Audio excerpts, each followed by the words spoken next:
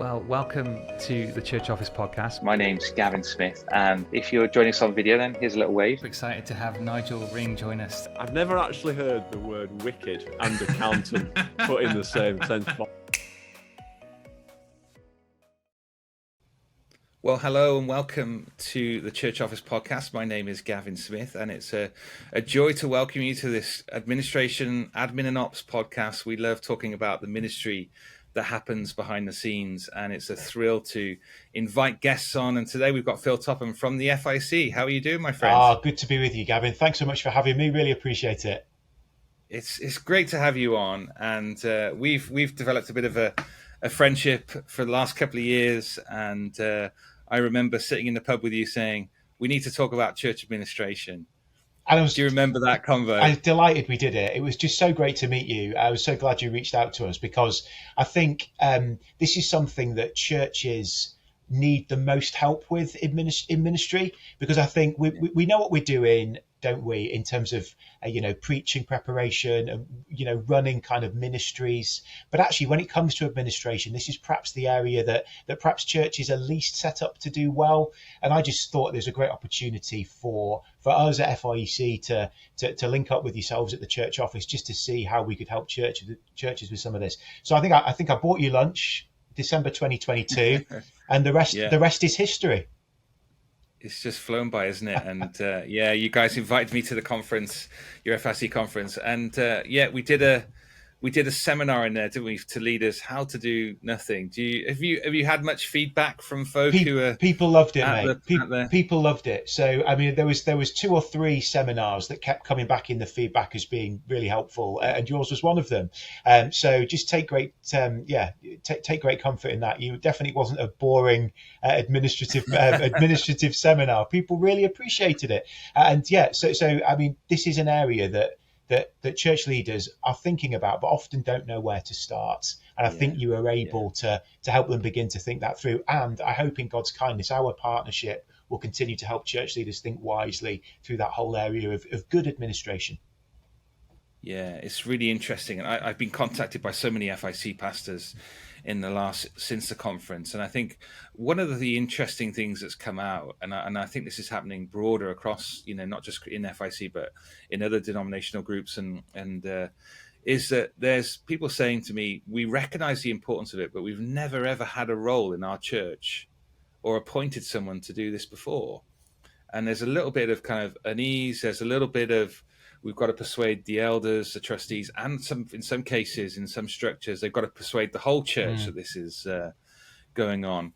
And so the conversation has started a lot more, isn't it? And have you found that you've engaged with lots of churches who are now taking this seriously and going, okay, I need to start thinking about an appointment of some kind? Yeah, I think perhaps not the latter, but certainly the former. So I might not have had many conversations yet about considering a worker particularly, but in terms of getting this right, yes, that is definitely increasingly the case. Yeah. I mean, I think what we're seeing, unfortunately, in our culture is that there is a skepticism around charities, and churches are charities. So therefore, that means, sadly, there's then a skepticism about churches. So I think making sure that your administration is right and that you've got the right policies in place and that you're thinking wisely about those matters, which, to be honest, you pray will never be a problem. But if they do become a problem, you've got something in place which will help you to navigate those problems well. I think, churches are increasingly seeing the importance of that and recognizing that they've got to skill up. I use the phrase, I think churches need to policy up. And what I mean by that is just get things in place that will help them in their work and ministry. And churches are definitely seeing the importance of that. I think perhaps where I'm not seeing as much of it is in terms of specified roles for administrators in churches, or it's somebody's kind of sideline, whereas actually your role at Christchurch Newport, for example, would be a paid role, an important role, seen as a clear role in terms of that, how the church operates and functions. That's probably as much to do with resources as anything else, Gavin. Where do churches put those scarce, in many cases, financial resources? Is a worker thinking about the administrative side of church life seen as a priority when actually there are thousands of people who need to hear about Jesus, and it might not always be where where churches want to put their money. So it'd be good to get your thought on that, because why should churches put money into that rather than into another, an evangelist or another ministerial role? What should that look like? Yeah, I think it's a good question, and I love chatting to leaders about it. And I've been helping two churches in the last week just kind of consider that question of, do we want to put a resource into a full-time person, or even a part-time person as an administrator? And I think one of the beauties about church administration is that it doesn't just develop one area of ministry. It actually can help grow and help the whole church. So you bring an administrator on board, you find communication improves in lots of areas. You find your kids' ministry runs with more effectiveness. We find, other ministry areas can start. We're supporting people better to do what they've been called to do. And so you start to find that actually the help is really, really broad. And so we helped one church put in just an administrator for 2 mornings a week, just 6 hours, which wasn't a huge amount of money, probably for a church of about 100. And the leader came back to me, and we worked through the job description, we worked through the hire, we supported them through the steps that they needed. And then they came back and were like, this has changed everything. Our church is functioning better. He felt as a pastor that he was more released from the administrative burden, which meant that he was focusing much more on his. And so there's this kind of releasing, and that's what we see in Acts 6, isn't it? We see some of those principles, and I love that. And I think, they've now increased that to 4 mornings a week and are seeing the benefit. And so I think it's one of those things that we don't have to go straight to a full-time role. I think it's one of these things that actually there's probably people in our church who could give 2 or 3 hours a week, at a pay that's, acceptable, that actually could make a really big difference into a church life. And I think elders are engaging much more on that. And I'm a big advocate for church leaders who say they need to get an assistant, but what they seem to do is they pass their administration work on to their assistant, and all the assistant does is he wants to do what you're doing because that's what he's been trained to do. And then you're giving him all the administration, and so relationally those things start to break down, and we see people move to other churches and different roles. And actually, by having somebody in a role that we can pass things to, just makes everything better. So I'm a big advocate for hiring. Second hire should be an administrator. So we'll put it out there, mate, and maybe some FIC churches will take that on board. I don't know. Excellent. No, you said that to me when you came on our podcast, that actually that should be the next hire. And I think that is a great challenge to lay down, isn't it? Yeah. I think it is, and I think there needs to be a broader approach to ministry. That if we only see ministry as being, a teaching, preaching pastor, then we may have missed it, and we may be missing some really good people that actually have a sense of call, but that maybe they don't have a public gift or a public ministry that they can be released into, but actually they could really serve in this area of church management. I bet if you had £1 for every time on your podcast somebody had said, of course, administration is a spiritual gift, you'd probably be a very rich man. But it is, isn't it? But it's probably one of the spiritual gifts we underplay, I think. And I think that we do that to our detriment. I think that's increasingly the case, as I say, in our current culture. Yeah, that's true. So tell us a little bit about your role, Phil, at FIEC. Love to find out a bit more about what you do. What is it? Give us your title and a bit of a description of what that looks like. Well, the title's very grand. It's executive director, but what it basically means is that I'm responsible for the operation of the charity, basically. So I look after some of the staff who I line manage.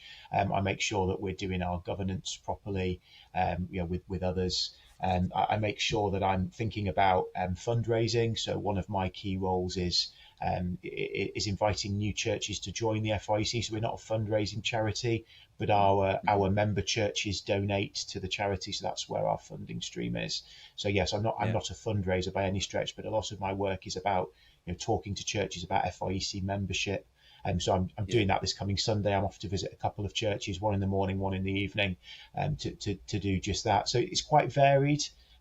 It also involves dealing with some of the high level administrative matters that you would imagine. So budgeting, dealing with grievances, all those kind of matters. So I sometimes joke that I'm a high level dog's body. What I mean by that is a lot comes across my desk. So I was out of the office on Tuesday. I came back in, it was actually not just Tuesday, Monday afternoon and Tuesday, various meetings, and I took some toil on Tuesday, so I wasn't in. And I came back into kind of 75 emails on Wednesday morning that needed actioning and dealing with. So it's that kind. So it is administrative in that sense. But bluntly, my role is to free our national director John Stevens up, so that he doesn't have to do that administration. It's interesting what you say. So I can sometimes be described as an assistant to him, but actually that very much an administrative assistant. So there's no sense in which I'm vying for the national director role. What I am able to do is free him up to do that role as he engages with churches, as he engages with other Christian charities, as he writes, as he's doing at the moment, a commentary on the Psalms, for example. This is how it works. Yeah, no, it's great. So it sounds very similar to, lots of kind of church managers, I think about Becky Thomas, what she does. Yeah. These are the same things, but you're doing it, in a slightly different role. How many churches have FIEC got on their membership now? How many are you guys serving? Yeah, I mean, it depends how you count them. So if you count the charitable entities that are part of FIEC, it's just shy of 600. But actually, in terms of gatherings of the Lord's people, so you might find that one church is a church that meets in two places, but it's under the same charity number, for example. We'd be at between 640 and 650. That would include, for example, church plants that are still under the auspices of the mother church while they move towards independency, for example. So there'd be a couple of dozen that would be in that position. So so charitable entities is just under 600, about 597, 598, I think. But then actual kind of church gatherings, if you walked in and say, this is a church that I could be part of, yes, you'd be talking about 650, just shy of. Yeah, that's great. I mean, that keeps you busy, doesn't it? Yeah. I'm sure. And all across Great Britain. So England, Scotland and Wales. And we've got one in Northern Ireland. So we might want more in Northern Ireland. Let's see how we get on. So, there we go. That's great. And for people who don't know what the FIEC does, you tell us a little bit about some of your conferences and resources, things that you're doing to serve churches. Love to hear that. Yeah, so FIEC is a fellowship, that's what the F stands for, of independent, that's the I, evangelical churches.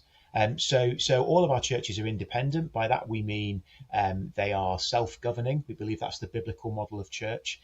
So they have an eldership or pastor deacons, whatever that model looks like. They would all be independent with their own responsibilities to the Charity Commission.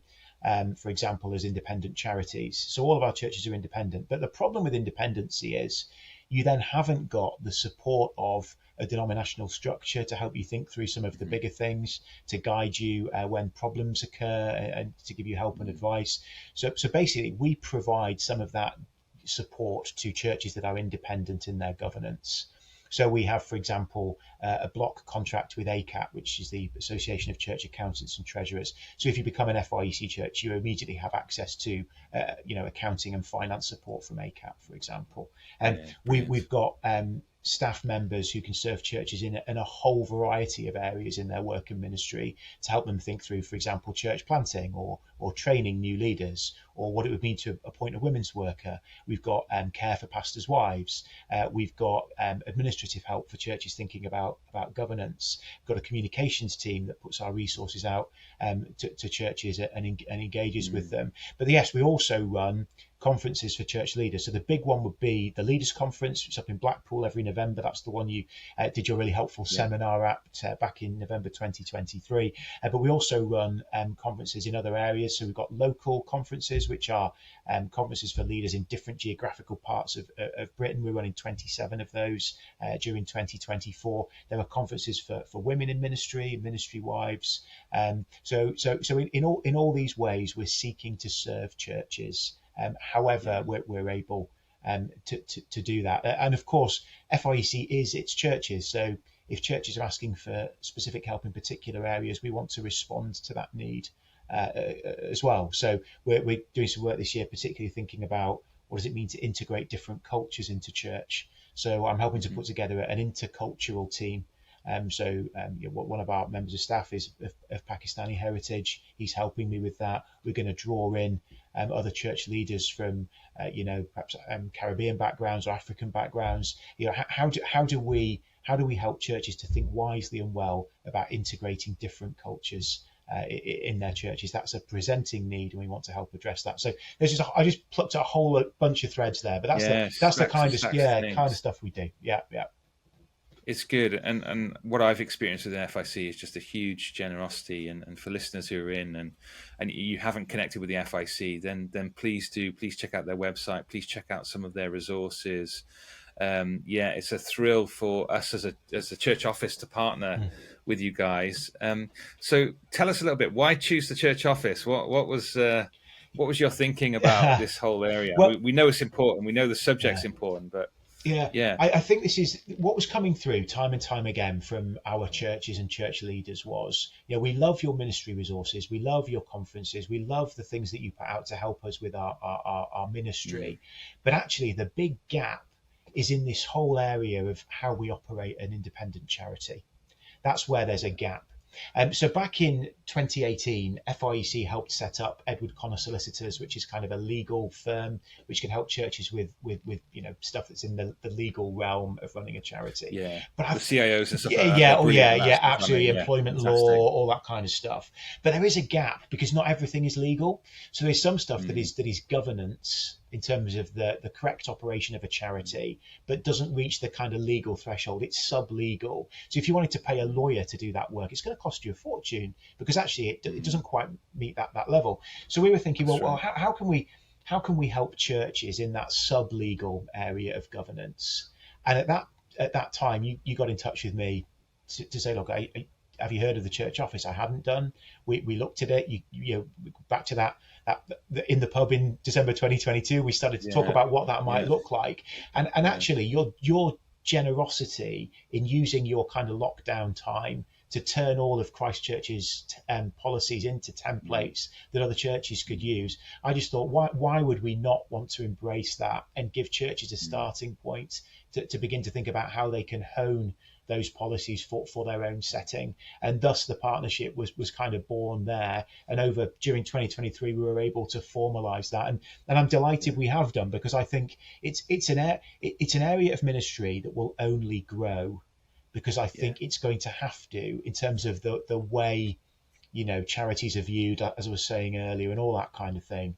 So actually having some policies that are there that churches can take hold of and that they can work into their own setting, I just think is really, really helpful. And also bluntly, Christchurch is a church that, although not FIEC yet, could be. So therefore, you understand independency. You are an independent church. So all of that is the reason we would choose the church office, because you're in the same kind of stable as us. So it's very straightforward from that perspective as well. And when are Christchurch joining FIEC, Gav? Hey, you should reach out to our elders. I tell you, I'll send you Bob McCann's email. There we are. I told him I was doing a podcast with you today, and he's like, that question's going to come. Yeah. I said, there it is. There it is. What are we? 18 minutes in. There it is. Yeah. 18 minutes. And he's obviously a good fundraiser. He's trying to recruit us already. There we are. I love it. It's a thrill to partner together, and we share the same heart to serve churches, and that is my heart. What can we do? Governance is getting harder, and there are, it's just more and more difficult, and to navigate some of these things. And so, it's good to be able to kind of stand alongside people who are in churches who don't have the support or another person to chat this stuff through. Actually, to go and get a template. To speak to someone on the phone. I love what Becky Thomas is doing. It just makes people just, have a place so they can go. The FIC churches can pick up the phone, speak to Becky. You just get a little bit more confidence, a little bit more clarity of what the next step is. And when we know what the next step is, we can do it, which is great. So mate, it's a thrill to partner together. One of the things that we've been chatting about as a church office team is how do we identify the gift of administration in somebody in our church, and we're putting a bit of time into thinking that through, and thinking, actually, is there a short course or something that could be used in a church, not necessarily delivered by us, but by an elder or by somebody that says, what does this look like? Yeah. Are there people in our churches that we haven't accessed yet, that got gifting, that's kind of untried, untested? And I'm quite excited to see that as a next step of thinking, yeah, wouldn't it be brilliant to have a resource that churches could use that could help in this area of identification? And I think sometimes leaders are just not good at picking those things out of the crowd, you know? I think that's right. I think one of the challenges there is you've got to be careful that the elders are still leading the church, because that's the biblical pattern. So I think one of the challenges is when church leaders delegate administration, actually the administrators then start to say, well, hang on a minute, you're not following the policy. And actually, by default, the policies begin to run the church rather than the elders. And that's why that partnership is so important, isn't it? Elders and trustees cannot absolve themselves of responsibility for these matters relating to the administration and the policies, because if they do, what they'll end up doing is having capable administrators saying, well, actually, you haven't followed it in X, Y, and Z ways, and they'll feel straitjacketed, if you like, by that, which is not what we want at all. We want these policies to be freeing to help the church do great ministry. So I think that's one of the challenges, because you could be tempted to say, let's just identify a details person, but the problem with that is if they're not able to separate the details from the reality of church ministry, that they might not be a helpful administrator for your church. And I think just working out what that looks like, I agree it's not straightforward. But I guess what I'm saying is I think sometimes churches can pick the wrong people to be administrators inadvertently. With the right heart, they're not trying to do it wrong or anything like that. But actually, that person's not the right person because they don't really have an understanding of the sharp end of ministry, if I can put it like that. So I think that's something that needs careful thought. I don't know if that's helpful. That makes a really good point. It really does, Phil. It really does make a good point, because we're not just looking for people who are OCD or are good at organizing, who are tidy, all of those things. We are looking for people who are spiritual, aren't we? Yeah, absolutely. We're looking for people who love the church, love the gospel, that actually see this ministry as a supporting ministry, as a releasing ministry to our elders. If you've got that absent, then you are going to go into some trouble there, aren't you? And feel like you're being straitjacketed. So finding the right person is absolutely key, isn't it? Yeah, it really is. And I do think that somebody who's got an understanding of what ministry looks like is helpful in that, because then they will be able to help church leaders to prioritize the kind of areas of administration that need the most support, because otherwise you just dive into policy after policy after policy without really the buy-in of the leaders, and that's not helpful either, I think. Yeah, and I think it does, doesn't it? It takes leaders to take an interest in these things as well, in this policy, that actually you are responsible to oversee these things, and you may not be implementing them on a day-to-day basis, but unless you've read it, unless you've engaged with it, unless it really does describe how we want to work together, then we are going to get into some difficulties. And we all know churches, don't we? They've had a deacon in place who this is her thing or their thing, and you find it hard to move them on, and you find it hard to kind of really bring the gospel to bear, to bring change into certain things. So so I do hear that caution, but I wouldn't want that caution to stop us from actually engaging with the topic as well. Do you know what I mean? It's a hard balance, isn't it? Absolutely. I don't know if you've come across the 5 Voices stuff. I don't know if you looked. Yeah, so there's some stuff on the FIEC website about it that Ray Evans, our church leadership consultant's written.